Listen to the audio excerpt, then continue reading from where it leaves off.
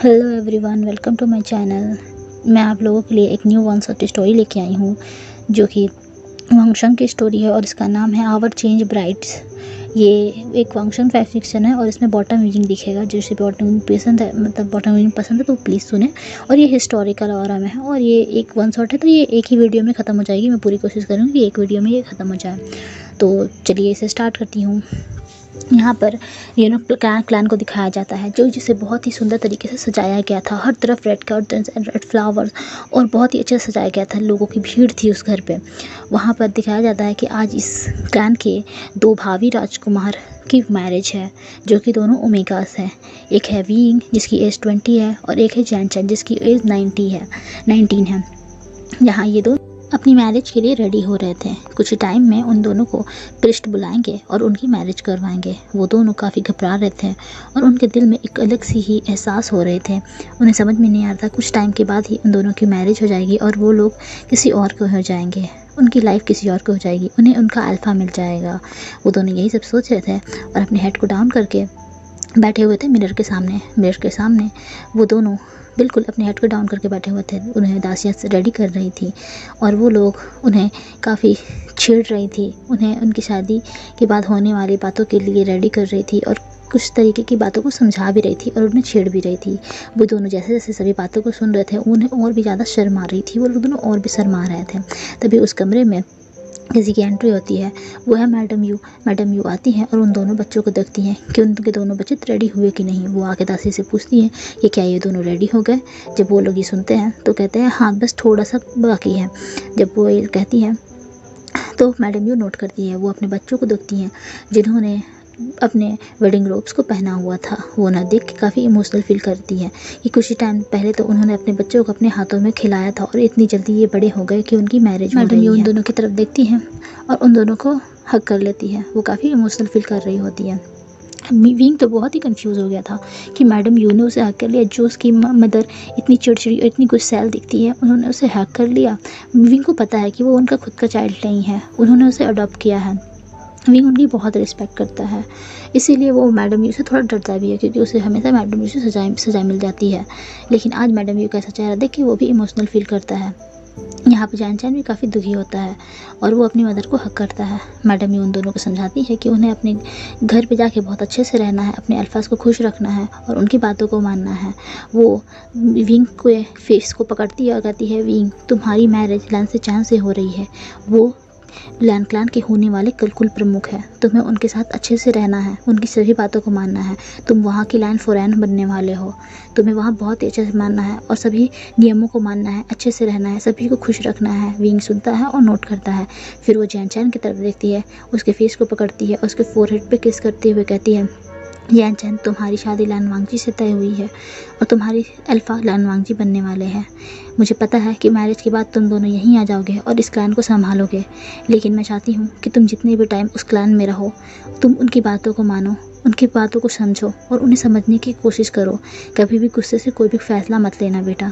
हमेशा खुश रहना उसके साथ और अपने अल्फ़ा को खुश करने की कोशिश करना, उसकी बातों को मानने की कोशिश करना। मैंने सुना है वो दोनों राजकुमार बहुत अच्छे हैं और वो लोग लोगों की बहुत रिस्पेक्ट करते हैं। लेकिन एक अल्फ़ा होता है। अगर वो तुम्हारे साथ कोई बदतमीज़ी या कुछ बुरा बात भी कह दे तो सह लेना, क्योंकि न्यू मैरिड में बहुत सारी बातों को सहना पड़ता है, समझना पड़ता है। वो अपने बच्चों को समझाती हैं और कहती हैं कि तुम दोनों को फर्स्ट नाइट के बारे में क्या मेट्स ने बताया।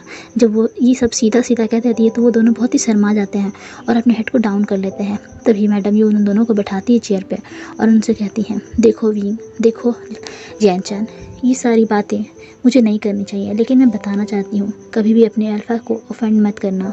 अगर फर्स्ट नाइट पे अगर वो लोग तुम्हारे साथ कुछ करना चाहें तो उन्हें करने देना। उन्हें रोकने से ऐसा ना हो कि उनके ऊपर इसका बुरा प्रभाव पड़ा और तुम्हारे रिश्ते के ऊपर इसका बुरा प्रभाव पड़े। तो हमेशा उन्हें खुश रखने की कोशिश करना और कुछ बातों को बर्दाश्त करने की कोशिश करना। वो अपने बच्चों को एक मदर की तरह अब सारी बातें बता रही थी जितना उन्होंने अपनी लाइफ में एक्सपीरियंस किया था। वो ये सब कह ही रही थी। तभी वहाँ पर जियानियाली अपने बच्चे के साथ आती है। जियानियाली की मैरिज 5 साल पहले हो गई है और उसका एक बेटा है। वो जिन जिशवांस की ओमेगा है और वो जिन क्लैन की फोरैन है। वो वहाँ आती है और अपने दोनों ब्रदर्स को देख के बहुत खुश होती हैं कि उनके दोनों ब्रदर्स कितने अच्छे लग रहे हैं और वो जल्द ही उन्हें उनका अल्फ़ा मिलने वाला है। वो इन सभी चीज़ों से बहुत खुश थी। वो अपने ब्रदर्स को हक करती है और इमोशनल फील करती है। फिर वहाँ पर एक दासी आती है। वो आके जैनफोन को कहती है, जैनफोन, हमें प्रेस्ट ने बुलाया है कि दोनों ब्राइड्स को जल्दी से लेके आया जाए, क्योंकि दोनों राजकुमार आ चुके हैं और वो लोग एंचेस्टर हॉल में अपनी ब्राइड्स का वेट कर रहे हैं। मैडम यू सुनती है और नोट करती है। वो अपने बच्चों की तरफ एक आखिरी बार देखती हैं और फिर वो उस वेल की तरफ देखती है जो कि लैन क्लैन से भिजाया गया था। वो उस वेल को उठाती है और उन दोनों को उस वेल को उड़ा देती है। वेल को उड़ाने के बाद उन दोनों को धीरे धीरे करके एंचेस्टर हॉल की तरफ ले जा रही होती हैं। विंग काफ़ी नर्वस हो रहा था और जियान चैन बहुत ज़्यादा नर्वस हो रहा था। जियान चैन कितना भी अपने आप को सख्त या अकड़ू दिखाने की कोशिश करे, लेकिन वो था तो एक ओमेगा, उसके दिल में भी तो बाकी ओमेगास की तरह ही घबराहट हो रही थी जैसे बाकी ओमेगास का उसकी वेडिंग पे होता है। जियान न्याली ने विंग को पकड़ा था और मैडम यू ने जियान चैन को। वो दोनों धीरे धीरे करके उन दोनों को एंसेस्टर हॉल में लेके आती है। वहाँ आने के बाद मैडम यू जियान चैन को लेके जाके गुस्सू के सेकंड प्रिंस लान वांगजी को के सामने खड़ा करती है और जियान ली विंग को धीरे धीरे ले जाके गुस्सू के फर्स्ट फ्रेंड्स लैंसी चैन के सामने खड़ा करते हैं। वो दोनों वहाँ से हट जाते हैं और स्टेज पे वांग जी और विंग और जियान चैन और लैंसी चैन खड़े रहते हैं। प्रिंस और प्रिस्ट उन दोनों को देखते हैं और अपने मंत्र को पढ़ना स्टार्ट करते हैं। वो सभी वाउल्स लेते हैं और कसमें खाते हैं। धीरे से उन्होंने एक दूसरे को वो वाइन पिलाते हैं और उस मैरिज को लॉक कर दिया जाता है। सभी मैरिज के लॉक होने से बहुत ही ज़्यादा खुश हो रहे होते हैं। विंग ने मैरिज तो कर ली थी लेकिन उसने अपने अल्फा का चेहरा नहीं देखा था। यही हाल जियान चैन का था और उस वेल से उतना फेस दिख भी नहीं रहा था। वो कोशिश कर रहा था कि वेल से अपने अल्फा का देख सके। वो धीरे धीरे करके अपने नज़रों को उठाता है और अपने अल्फा को देखने की कोशिश करता है। वो देखता है कि वेल के अंदर से उसके अल्फ़ा का फेस धुंधला धुंधला दिखाई दे रहा है, लेकिन वो ये देख के फिर बिल्कुल श्योर था कि उसका हस्बैंड बहुत ही ज़्यादा हैंडसम और खूबसूरत दिखता है। वो ये सब सोच के बहुत ही ज़्यादा स्माइल कर रहा था और ब्लश फील कर रहा था। यहाँ पर लंचरन आते हैं मैडम यू और जैन फैमियान के पास और कहते हैं कि मैरिज हो चुकी है और उन लोगों को कांग्रेस कहते हैं। वो कहते हैं कि अब हमें गुस्सू के लिए निकलना चाहिए। तभी जैन फौरन कहते हैं कि इतनी जल्दी कैसे आप लोग जा रहे हैं, कुछ टाइम रुक के फिर जाइएगा, इतनी जल्दी अभी तो मैरिज हुई है। तो वो बताते हैं कि मैरिज होने में काफ़ी लेट हो चुका है पहले ही। अगर उन्होंने अभी ही यात्रा स्टार्ट नहीं की तो वो शाम तक गुस्सू नहीं पहुंच पाएंगे और गुस्सू में भी मैरिज की वजह से बैंक्वेट रखा गया है तो उनके ओमेगास को प्रॉब्लम हो सकती है, क्योंकि ओमेगास को भी रेस्ट करना होगा। वो ये सब काफ़ी समझाते हुए कहते हैं और इन बातों को जियान फैमिया और मैडम यू भी समझती है। वो लोग अपने बच्चों की तरफ देखते हैं और थोड़ा दुखी होते हैं कि उनके बच्चों को अब उन्हें विदा करना पड़ेगा। वो नोट करते हैं और कहते हैं कि ठीक है। सभी को विदा करने के लिए अनाउंस किया जाता है कि विदाई होगी। जब ये जियान चैन एंड विवुशन सुनता है तो थोड़ा दुखी फील करता है कि इतनी जल्दी उनकी विदाई हो जाएगी। अब हमें विदाई का दिखाया जाता है। जियान चैन और विवुशन दोनों अपने मदर एंड फादर को हक करके रो रहे थे और वो बहुत ही दुखी फील कर रहे थे कि उन्हें अपने मदर एंड फादर को छोड़ के जाना पड़ेगा।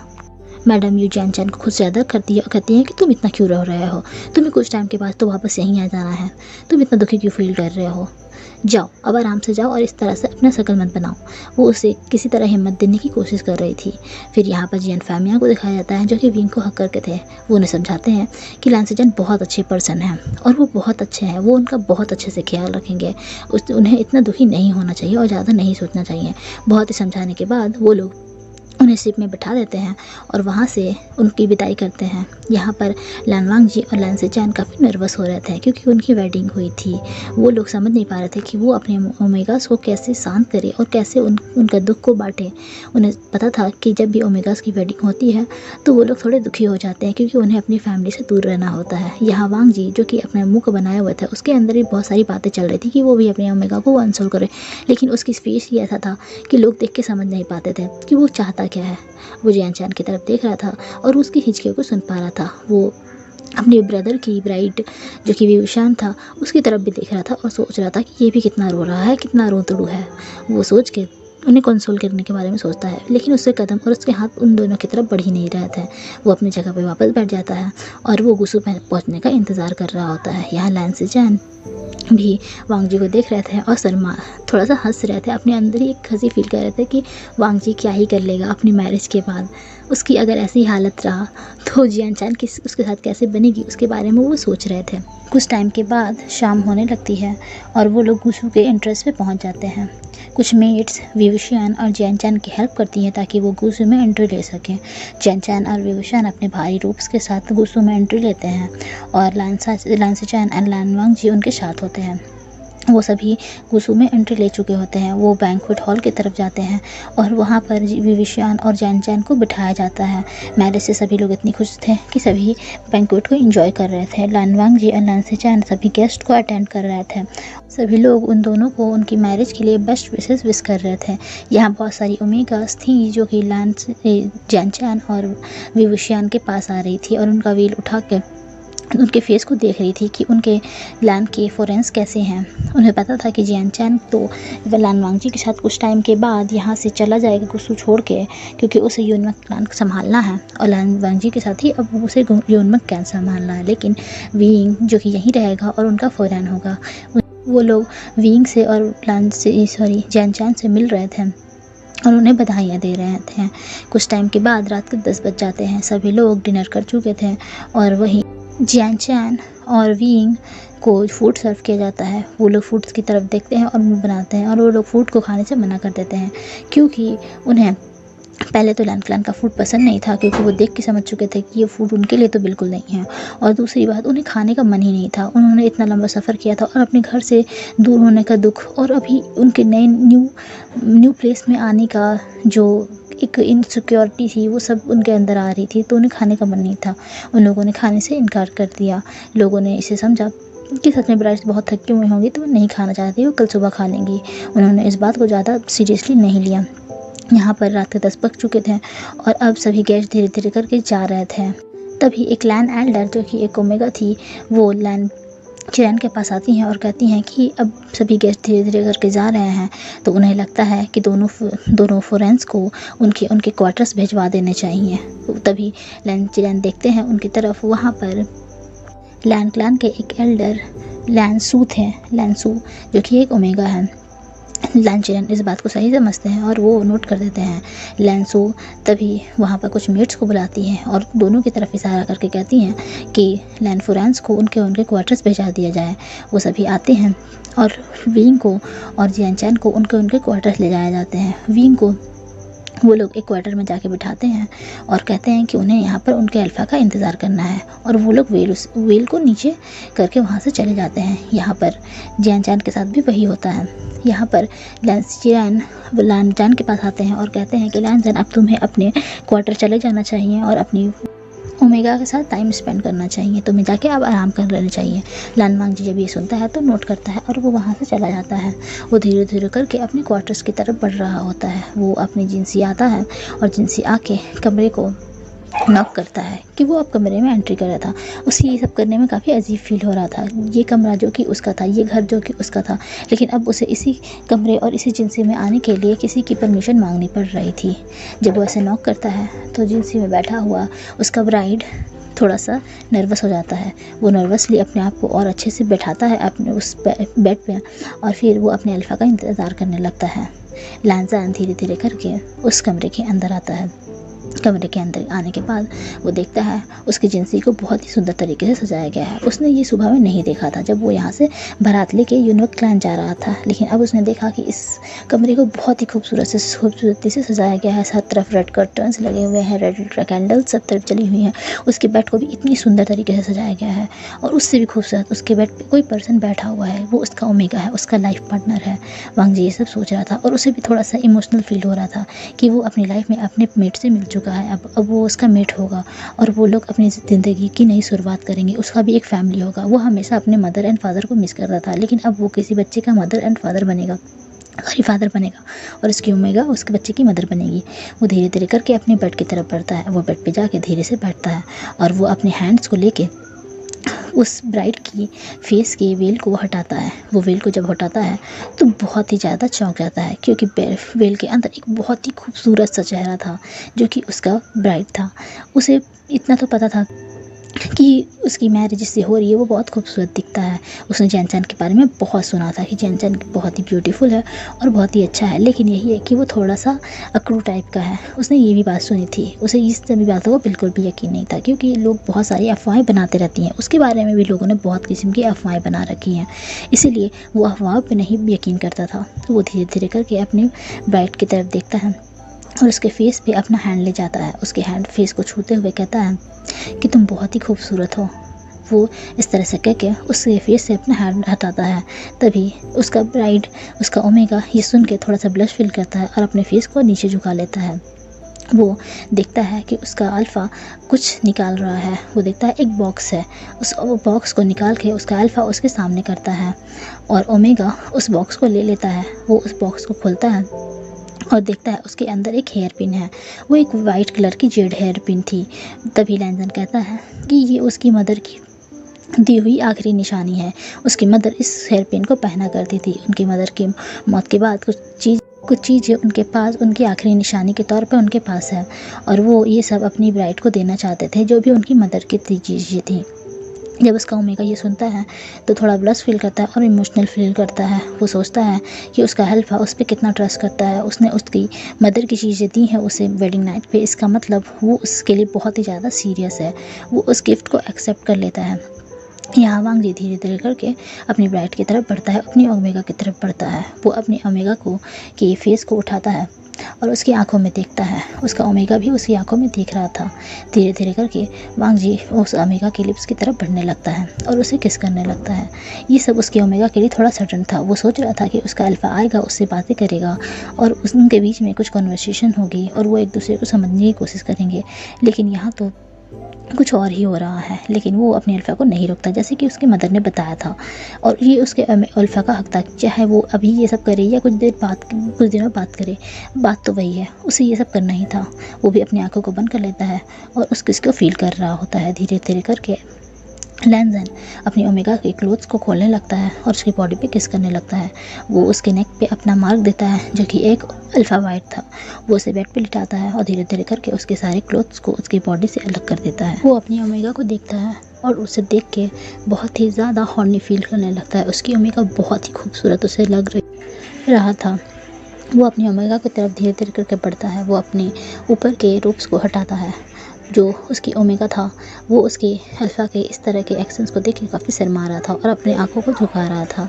वो अपने दांतों से अपने लिप्स को बाइट कर रहा था और अपने हाथों से सारी बेडशीट को पकड़ रहा था। उसके फेस पे अब हल्का हल्का पसीना आ रहा था। उसे घबराहट हो रही थी और उसे थोड़ा सा अजीब भी लग रहा था और उसे अच्छा भी फील हो रहा था। धीरे धीरे करके वांग जी अपने ओमेगा के नज़दीक आता है। वो उसके चेस्ट पे जाके उसे चेस्ट को लिक एंड सक करने लगता है। विंग इससे बहुत ही ज़्यादा प्लेजर फील करता है और मोइन करने लगता है। लैंजन अपने कामों में बिल्कुल ही व्यस्त हो जाता है, बिल्कुल खो जाता है। वो जो कर रहा था उसमें बहुत ही अच्छे से फील कर करके वो सब कर किया जा रहा था और वो सोच रहा था।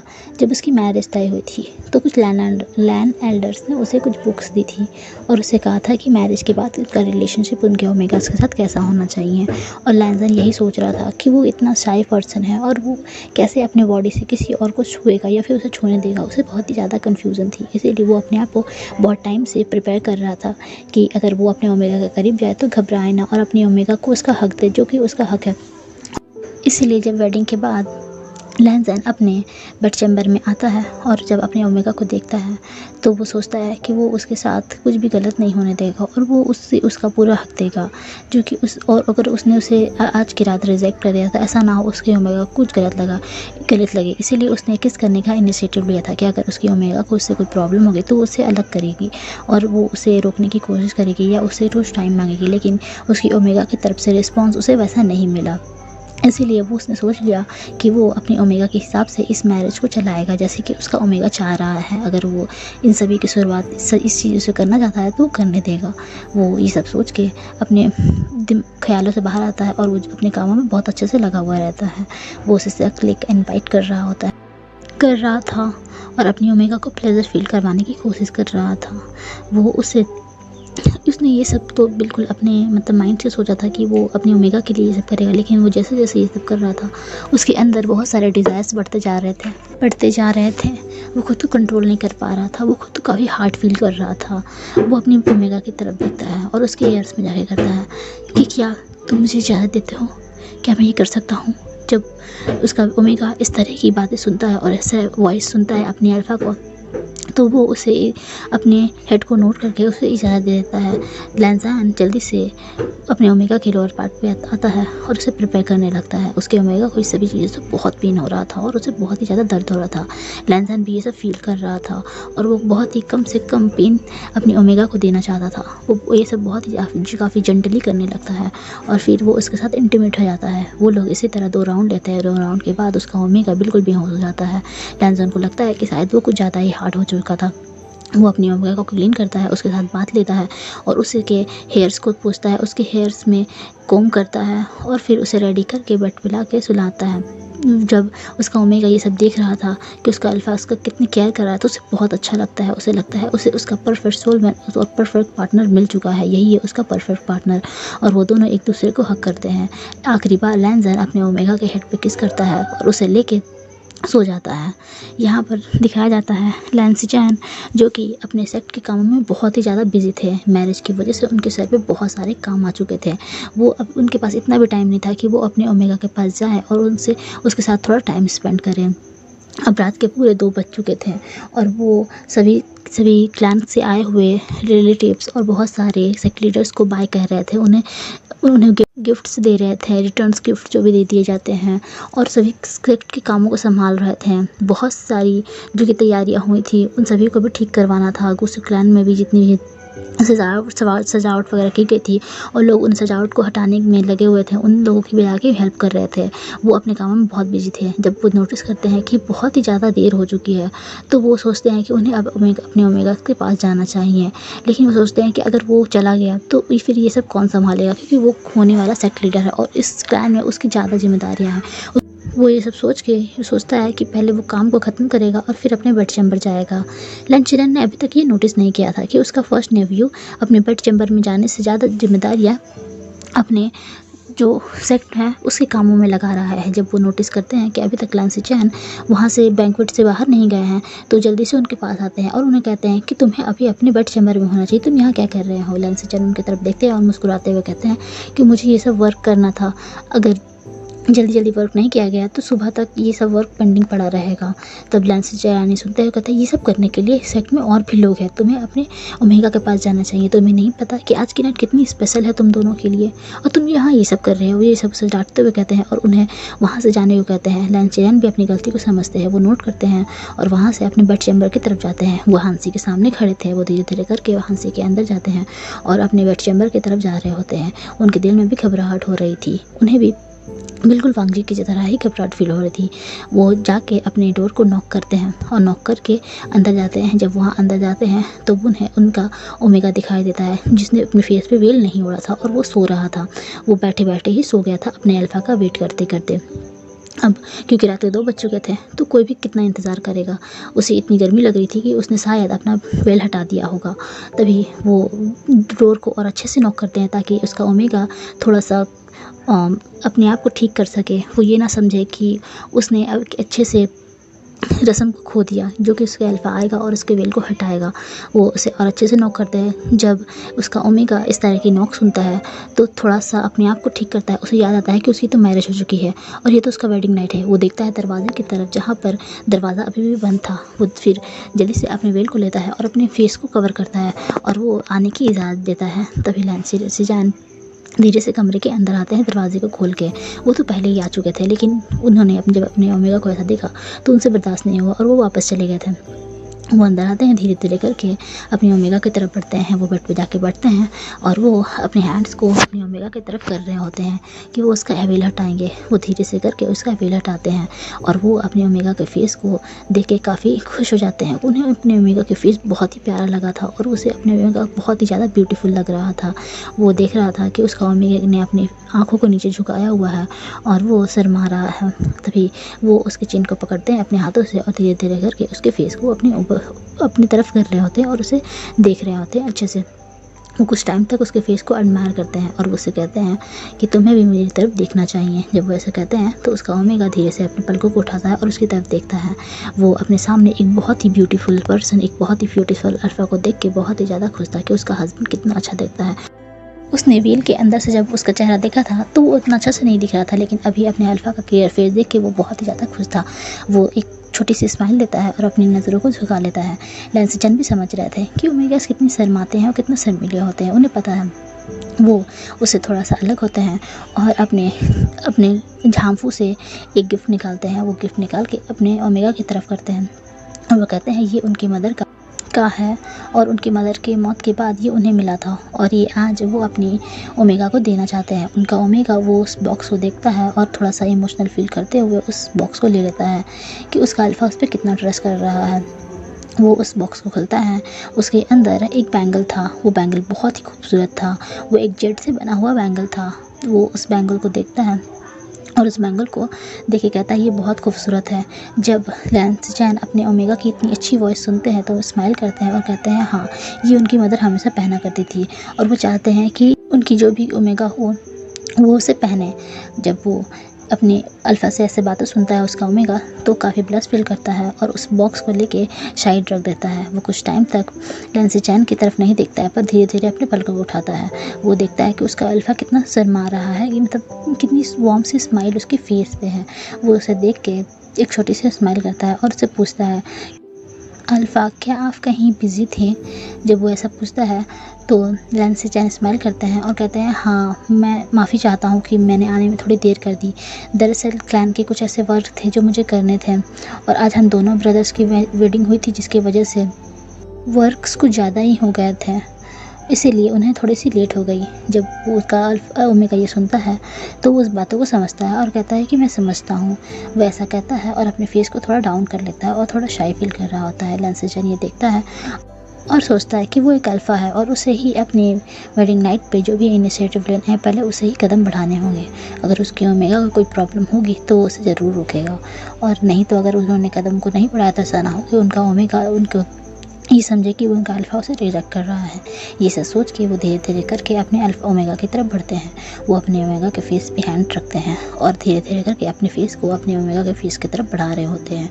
वो जब उसका ओमेगा ये सब फील करता है तो अपनी आंखों को नीचे झुका लेता है और बहुत ही शाई फील कर रहा होता है। जब उसका अल्फ़ा ये देखता है, लैंसी चैन ये देखते हैं तो वो एक वार्म सी स्माइल करते हैं और सोचते हैं कि ये कितना प्यारा है, ये कितना खूबसूरत है। वो धीरे धीरे करके उसके लिप्स की तरफ बढ़ते हैं और उसके लिप्स पे एक छोटा सा किस करते हैं और उससे अलग होते हैं और फिर उसकी आंखों की तरफ देखते हैं और धीरे से उसके एयर्स के पास जाके कहते हैं क्या मैं ये सब कर सकता हूँ।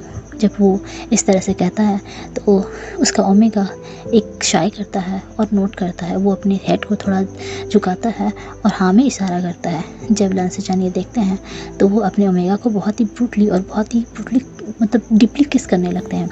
वो उसके नेक पे जाते हैं, उसे नेक पे भी किस करने लगते हैं और लिक करने लगते हैं। वो धीरे धीरे करके अपने ओमेगा के रोप्स को उतार रहे थे।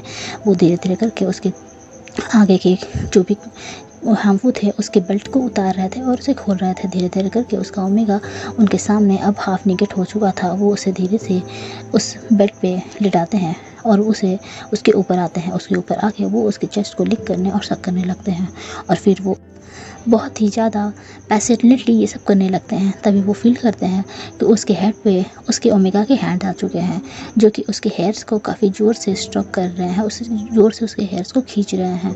वो शायद वो उसे बहुत ही अच्छे से फील करना चाहता है। ये सब देख के लैंसी चैन और खुश होते हैं और उसे काफ़ी पैशनेटली अपने वर्क को करने लगते हैं।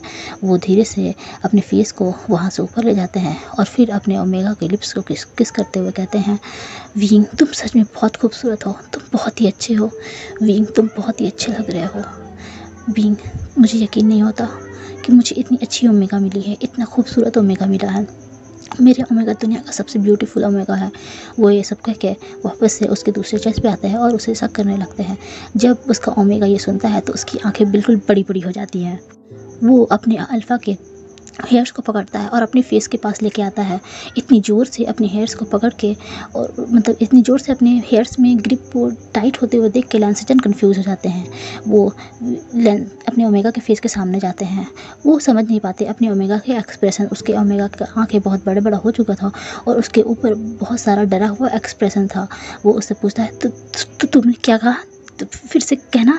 वो ऐसे बहुत ही लड़खड़ाते हुए कह रहा था। लैंसोचैट को समझ नहीं आता है कि उसका ओमेगा क्या कहने की कोशिश कर रहा है। वो कहता है, विंग आप बहुत ही खूबसूरत है। वो वापस से यही सब दोहराता है।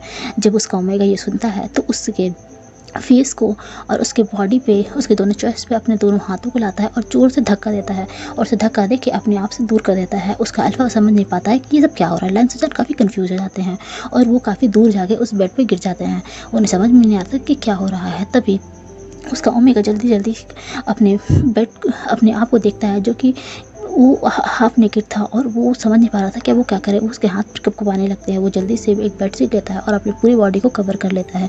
कुछ टाइम तक उसके हाथ पर कँपकँपा रहते हैं। लैंसोचैट को समझ नहीं आता है कि यहाँ क्या हो रहा है। वो धीरे धीरे करके उसकी तरफ बढ़ने की कोशिश करता है, लेकिन जैसे वो उसे टच करने वाला होता है, वो तुरंत उसे टच करने वाला होता है। तभी उसका ओमेगा उसके हाथों को जल्दी से अपने से दूर हटा जाता है। तभी लैंसोचैट को समझ नहीं आता। वो पूछता है कि क्या बात है, क्या बात है वी, कि क्या मैंने कुछ गलत कर दिया है? आप ठीक तो है ना? कि क्या आपको ये सब नहीं करना है? ज़रूरी नहीं है कि हम ये सब करें, हम ये सब बाद में भी कर सकते हैं। आपने कुछ नहीं कहा तो मुझे लगा कि आप ये सब चाहते हो।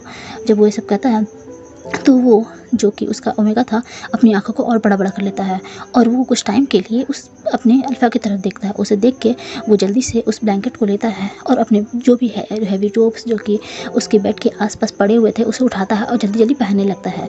उसका अल्फा को समझ नहीं आता है कि वो क्या कर रहा है। वो जल्दी से उस कमरे से बाहर निकल रहा होता है। तभी उसका अल्फा को ये सब बिल्कुल भी पहले तो उसे समझ भी नहीं आता इसे क्या होता है। वो भी अपने कपड़ों को जल्दी जल्दी पहनने लगता है और वो भी उस रूम से बाहर निकलने लगता है। वो अपने ओमेगा का पीछा कर रहा था कि आखिर विंग को क्या हुआ है। वो उसके पीछे पीछे जा रहा था, कह रहा था कि विंग आपको क्या हो गया है। तभी जो कि उसका ओमेगा था वो ज़ोर ज़ोर से चीखने लगता है और रो रो के चिल्लाने लगता है, विंग तुम कहाँ हो? वुशियन तुम कहाँ हो? वुशियन तुम मेरी आवाज़ सुन रहे हो? वुशियन तुम कहाँ हो? वो ऐसे जोर जोर से चीखने लगता है। अब लैंसोचैट की आंखें बड़ी बड़ी हो चुकी थी, उसके कदम रुक चुके थे। क्या कहा इसने? क्या ये विंग नहीं है? ये खुद को बुला रहा है, यानी कि ये विंग नहीं है, ये जियान चैन है क्या? ये युनमक का दूसरा राजकुमार है? उसे समझ नहीं आता। उसकी आंखें हॉरिफाइडली बड़ी हो जाती हैं। वो पीछे पीछे जाता है और वो जैन चैन को पीछे से पकड़ लेता है, उसके हाथों को पकड़ता है। जैन चैन जब वो देखता है तो अपने हाथों को जल्दी से छुड़ाने लगता है और कहता है, छोड़िए मुझे। वो जब ऐसा कहता है तो लैंसोचैट को समझ नहीं आता है कि क्या कह रहा है। वो कहता है, मुझे सब कुछ बताओ, क्या तुम जैन चैन हो? जब वो ऐसा कहता है तो जैन चैन अपनी आंखों को नीचे कर लेता है, क्योंकि उसे बहुत शर्मिंदा फील हो रहा था कि वो अपने हस्बैंड के ब्रदर के साथ ये सब क्या कर रहा था और वो कहाँ है। वो पूछता है, हाँ विंग कहाँ है? तो वो कहता है, तभी लैंसोचैट कुछ सोचता है, कहता है, अगर तुम यहाँ हो तो विंग जरूर जिंसी में होगा। जब वो ऐसा कहता है तो जैन चैन और भी ज़्यादा हॉरिफाइड हो जाता है और इस बार लैंसोचैट भी हॉरिफाइड हो जाता है। वो दोनों भागते हुए जा रहे थे किसी दिशा की तरफ जहाँ पर लैंसोचैट का जिंसी था। वो दोनों जिंसी की तरफ बढ़ रहे थे। आगे आगे लैंसोचैट चल रहे थे और जैन चैन उसके पीछे पीछे दौड़ रहे थे। वो लोग जिंसी के सामने आ जाते हैं। जिंसी का माहौल काफ़ी शांत था, उन्हें बहुत ही ज़्यादा घबराहट हो रही थी। तभी जैन चैन चिल्लाते हुए रोते हुए जिंसी के दरवाजे पे जाता है और ज़ोर ज़ोर से नॉक करने लगता है। कहता है, विंग, वुशियन, क्या तुम मुझे सुन रहे हो? अभी बाहर आओ, क्या तुम अंदर हो? अभी बाहर निकलो प्लीज़, विंग। वो जब इतनी ज़ोर ज़ोर से चिल्ला रहा था तो जो कि विंग और वांग जी थक के सोए हुए थे, उन्हें समझ नहीं आता है कि क्या हो गया है। वो धीरे से उठते हैं। विंग जो कि अभी भी नेगेट था और वांग जी भी नेगेट था, उन लोगों ने बस एक ब्लैंकेट को ओढ़ा हुआ था। वो लोग उससे देखते हैं और उठ जाते हैं और उन्हें समझ नहीं आता कि क्या हो रहा है। विंग को समझ नहीं आता है और वांग जी को भी। वांग जी जल्दी से अपने क्लोथ को थोड़ा सा पहनता है, सोचता है कि क्या हो गया है बाहर। वो जल्दी जल्दी करके उस बेड से उठता है। वो विंग को भी कुछ क्लोथ देता है कि पता नहीं क्या हो गया है। विंग को भी थोड़ी घबराहट हो रही थी। विंग जल्दी से अपने क्लोथ को पहनता है जो कि एक नाइट रोब था और वो उस बेड पे ही अपने आप को थोड़ा सा सिकुड़ के बैठ जाता है। उसे उठ के जाने की हिम्मत नहीं हो रही थी। उसने अभी भी इतने कुछ एक्टिविटीज़ की थी जिसकी वजह से वो बहुत थका हुआ था और उसे नींद भी आ रही थी, लेकिन क्योंकि जैन चैन की ऐसी आवाज़ें आ रही थी तो वो वहाँ बैठा नहीं रह सकता था। वो भी जल्दी से उठता है और वो लैंसोचैट के साथ साथ वो बाहर निकलता है। वो बाहर आके दरवाजे को खोलता है तो देखता है कि लैंसोचैट दरवाजे को खोल रहा है और वो पीछे खड़ा था। वो जब देखता है कि जैन चैन वहाँ खड़ा है तो वो कंफ्यूज हो जाता है। जैन चैन जल्दी से आता है और विंग को हक कर लेता है और रोने लगता है। विंग भी उसकी तरफ देखता है और बोलता है कि क्या हुआ है। इतनी सारी शोर और हल्ले गुल्ले को सुन के लैंड क्लैन के भी बहुत सारे एल्डर जो कि जागे हुए थे क्योंकि मैरिज हुई थी और आज तो बैंक्वेट भी था। तो लैन चिरैन और वहाँ के सभी एल्डर्स वहाँ पर पहुँच चुके होते हैं। उन्हें समझ नहीं आ रहा था कि यहाँ पर हो क्या रहा है। तभी जैन चैन रोने लगता है और विंग को हक करने लगता है और पूछता है विंग विंग। उसके अंदर हिम्मत ही नहीं थी कि वो विंग से कुछ पूछे। तभी विंग उसे खुद से अलग करता है, कहता है कि चैंग चैंग तुम्हें क्या हुआ है। जब वो ऐसा कहता है तब तो लैन वांग जी की आंखें बड़ी बड़ी हो जाती है। उसे बिल्कुल भी समझ नहीं आता है कि चैंग ये क्या कह रहा है। चैंग खुद का नाम अपने ब्रदर के नाम पे क्यों कर रहा है, ये तो विंग है ना। और उसकी आंखें हॉरिफाइड हो जाती है। उसे समझ नहीं आता वो क्या कहे। वो अपने ब्रदर की तरफ देखता है, उसका ब्रदर जो कि बहुत ही हफ्ते हुए वहाँ आया था और वो भी अपने ब्रदर की तरफ देख रहा था। तभी लैन वांग जी पूछता है, ब्रदर ये क्या हुआ है। जब वो ऐसा कहता है तभी चैंग और विंग उन दोनों की तरफ देखने लगते हैं। विंग ये देख के कंफ्यूज था कि उसके हस्बैंड की तरह दिखने वाला एक और पर्सन है। उसे पता है कि दूसरों के ट्विन जेट्स काफ़ी हद तक एक जैसे लगते हैं, पर वो दोनों इतने सिमिलर लगते हैं उसे नहीं पता था, उसने कभी नहीं देखा था। और जैन चैन भी उन दोनों की तरफ देख रहा था। तभी वहाँ कुछ एल्डर्स आ जाते हैं और कहते हैं ये क्या शोर शराबा हो रहा है, यहाँ क्या हो रहा है। तभी विंग अपना हेड को डाउन कर लेता है और चैंग भी अपने हेड को डाउन कर लेते हैं, क्योंकि वो दोनों ही न्यू ब्राइड थी और वो ऐसे अपने एल्डर्स के सामने नहीं आना चाहते थे। तभी वहाँ पर लैन कुरैन आता है और पता है यहाँ क्या हुआ है वांग जी। और वो लैन सिचैन को कहता है, सिचैन क्या हुआ यहाँ पर। जब विंग ये सुनता है कि उसके हस्बैंड को लोग वांग जी कह रहे हैं तो वो अपनी आंखों को बड़ा बड़ा कर लेता है और वो ध्यान से उन सभी की बातों को सुनने लगता है। लैन चिरैन फिर से कहते हैं, वांग जी क्या हुआ है यहाँ पर, कोई प्रॉब्लम है क्या। वो विंग की तरफ देखते हैं और पूछते हैं, तुम दोनों को क्या हुआ है। जब वो ऐसा कहते हैं तो विंग की आंखें हॉरिफाइड हो जाती हैं और वो उसकी तरफ देख के कहता है जैन चैन की तरफ कि ये क्या हो रहा है। वो ये सब काफ़ी डरते हुए कह रहा था। तभी वहाँ पर लैन चैन आते हैं और कहते हैं, विंग आपको घबराने की ज़रूरत नहीं है, कुछ भी नहीं हुआ है, थोड़ी शांत हो जाइए। विंग को समझ नहीं आता और वो फिर से चैंग से पूछता है, हिलाते हुए से चैंग को, चैंग यहाँ क्या हो रहा है। चैंग क्या ये लान वांग जी है, लान का सेकंड जेट है, क्या ये लान वांग जी है। वो लान वांग जी की तरफ अपनी उंगलियों को पॉइंट करके कह रहा था। लान वांग जी भी बहुत ही कंफ्यूज था। वो विंग के एक्सप्रेशन को देख रहा था, विंग के चेहरे पे कितना बड़ा डर दिखाई दे रहा था और विंग क्या कह रहा था। और उसे पहले ही पता ही नहीं था कि ये चैंग नहीं ये विंग है। वो उसके लिए ये भी बहुत बड़ी शौक की बात थी। वो अपनी जगह पे बिल्कुल ही थम चुका था, उसके हाथ पर बिल्कुल स्टिफ हो चुके थे। चैंग रो रहा था और वो हाँ में अपना सर हिलाता है और वो रोने लगता है। जब विंग ये सुनता है तो उसे यकीन नहीं होता है, वो भागने लगता है। वो वहाँ से उन सभी को छुड़ा के भागने लगता है। सभी कंफ्यूज हो जाता है कि विंग कहाँ जा रहा है। विंग अपने बॉडी को देख रहा था, अपने आप को देख रहा था और वो रोते रोते भाग रहा था जिनसी की तरफ। वो जिनसी में अपने रूम की तरफ जाता है। रूम के सामने उसे एक फल का टोकरी दिखाई देता है। वहाँ फल की टोकरी तो जब वो देखता है तो वो वहाँ पर एक नाइफ़ देखता है, उस नाइफ़ को उठाता है और फिर वो कुछ ऐसा करता है जिससे सभी लोग हैरान हो जाते हैं। सभी विंग की तरफ देखते हैं। लैनसन चिल्लाता है विंग। जब वो चिल्लाता है सभी कंफ्यूज हो जाते हैं कि क्या हो गया। सभी जाके उस वहाँ देखते हैं कि विंग के हाथों से ब्लड गिर रहा है और विंग की आंखें बंद हो रही है और वो फर्श पे गिरा हुआ है। सभी बहुत ही घबरा जाते हैं। चैंग भी बहुत घबरा जाता है और वो सभी रोने लगते हैं। चैंग जोर जोर से रोने लगता है और विंग के हाथों को पकड़ने लगता है। विंग क्या हो गया, विंग प्लीज़ ये सब तुमने क्या किया। जब वो चैंग ये सब कह रहा था, लैनसन अपनी स्टिफ बॉडी को हिला ही नहीं पा रहा था। यहाँ क्या हो रहा है। वो जल्दी से विंग के पास जाता है, उसके हैंड्स को देखता है। उसके हैंड को एक बहुत ही लंबे से क्लोथ से ढकता है और उसके हैंड्स को में एक जोड़ की पट्टी बांधता है। वो उसे अपने गोद पे उठाता है, उठा के उसे चिकित्सालय लेके जाता है जो कि उसके क्लान में था। वो जल्दी से वहाँ ले जाता है और वहाँ के डॉक्टर्स को कहता है कि वैद्य प्लीज़ इसका इलाज करो। वो लोग काफ़ी घबराए हुए थे। लैन सिचैन को कुछ समझ नहीं आ रहा था। तभी वो जैवुनिन के पास जाते हैं। लैन सिचैन से पूछता है, सिचैन तुम तो मुझे बताओ यहाँ क्या हो रहा है। लैन सिचैन उन्हें सारी बात बताते हैं। जब वो ये सुनते हैं तो उनकी आंखें बड़ी बड़ी हो जाती हैं और उन्हें समझ नहीं आता अब क्या होगा। वो सभी को कहते हैं कि तुम सभी अपने अपने कमरे में जाओ और आराम करो। अब जो होना था वो हो चुका है, अब इसका फैसला कल होगा कि क्या होने वाला है। वो विंग के बारे में पूछते हैं डॉक्टर से। डॉक्टर बताते हैं कि हाँ ब्लड थोड़ा ज़्यादा बह चुका था, लेकिन क्योंकि आप लोग इस टाइम पे यहाँ लेके आ चुके हैं तो ये जल्दी ठीक हो जाएंगे। वो ये जल्दी रिकवर कर जाएंगे। इनका गोल्डन कोर काफ़ी स्ट्रॉन्ग लगता है तो इन्हें रिकवर करने में ज़्यादा टाइम नहीं लगेगा। यहाँ पर सभी अपने अपने कमरे में थे, लेकिन जियान चैन जो कि विंग के पास था उसने विंग का एक हाथ पकड़ा हुआ था और वो वहाँ से हिल नहीं रहा था जहाँ विंग का इलाज हो रहा था। वो रो रहा था और विंग की तरफ देख रहा था। यहाँ पर लैन वांग जी जो कि अपने कमरे में था वो अपने बेड की तरफ देख रहा था जहाँ अभी अभी उसने अपने ओमेगा के साथ इतना अच्छा टाइम स्पेंड किया था। उसने कितने सपने देखे थे अपने ओमेगा के साथ। उसने इन 2 या 3 घंटों के अंदर उसने वो सारे सपने देख लिए थे जो उससे जवानी से लेकर बुढ़ापे तक गुजरने वाले थे उसके ओमेगा के साथ। यहाँ लैंसी चैन थे जो कि अपने बेड पे बैठे हुए थे और वो काफ़ी स्ट्रेस में थे। वो उस बेड को देखे जा रहे थे और वो जियान चैन के बारे में सोच रहे थे कि उसने अब पहली नज़र में उसे देख के अपना ओमेगा सोच लिया। उसे तो पता ही नहीं था कि जिसे वो अपना ओमेगा समझ रहा है वो तो उसका ब्रदर का ओमेगा है। वो अपने हेड पे अपने दोनों हैंड्स रखते हैं और अपने हेड को झुका लेते हैं। उन्हें बहुत ही ज़्यादा टेंशन हो रहा था, सर दर्द हो रहा था। कुछ ही टाइम बाद ये वक्त भी गुजर जाता है। पूरे 3 से 4 घंटे गुजर चुके थे और सुबह के 7 या 8 बज चुके थे।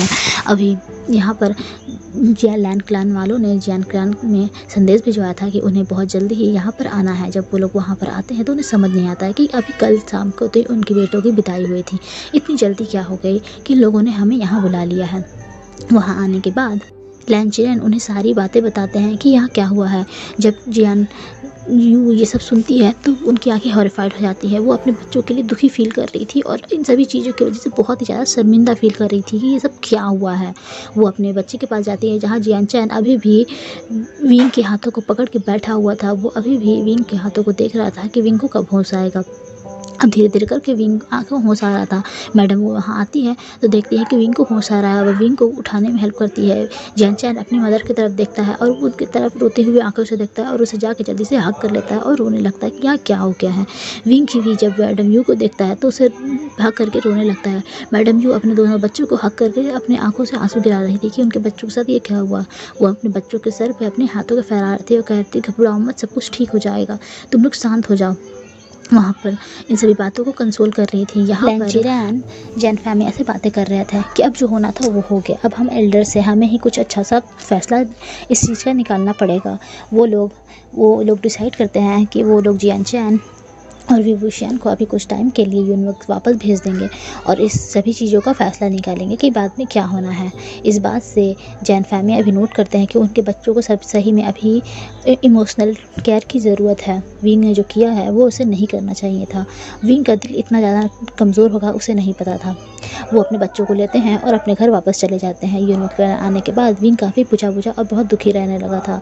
उसने जितने भी सपने देखे थे अपने मैरिज को लेकर वो कुछ में से कुछ भी सच नहीं हुआ। उसके साथ ये क्या हो